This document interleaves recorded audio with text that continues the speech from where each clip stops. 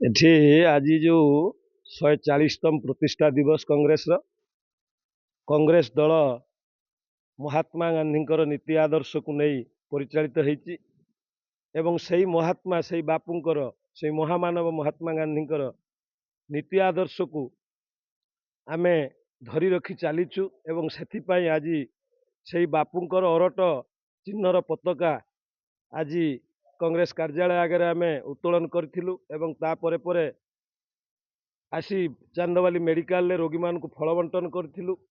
ମୋ ସହ ନଗର କଂଗ୍ରେସର ସଭାପତି ସାନ ଭାଇ ବଦ୍ରି ଏବଂ ଯୁବ ନେତୃତ୍ୱ ରାଜୁ, ଯୁବ ନେତୃତ୍ୱ ନୀର ଏବଂ ଅନ୍ୟାନ୍ୟ ଯୁବ ନେତୃତ୍ୱମାନେ ସୋସିଆଲ ମିଡ଼ିଆର ସତ୍ୟବାବୁ ଆମ ସହିତ ଅଛନ୍ତି।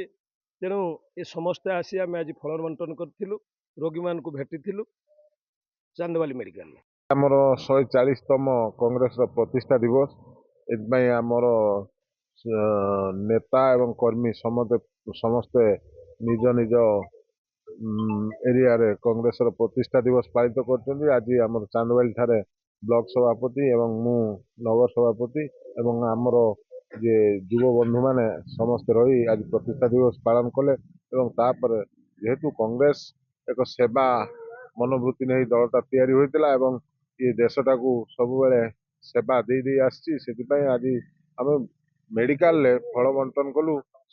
ସମସ୍ତଙ୍କର ଭଲ ମନ୍ଦ ଟିକେ ବୁଝିକି ଆଜି ଆମର କଂଗ୍ରେସ ଦଳ ତରଫରୁ ଆମେ ସମସ୍ତେ ଏକଜୁଟ ହେଇ ଗଲୁ।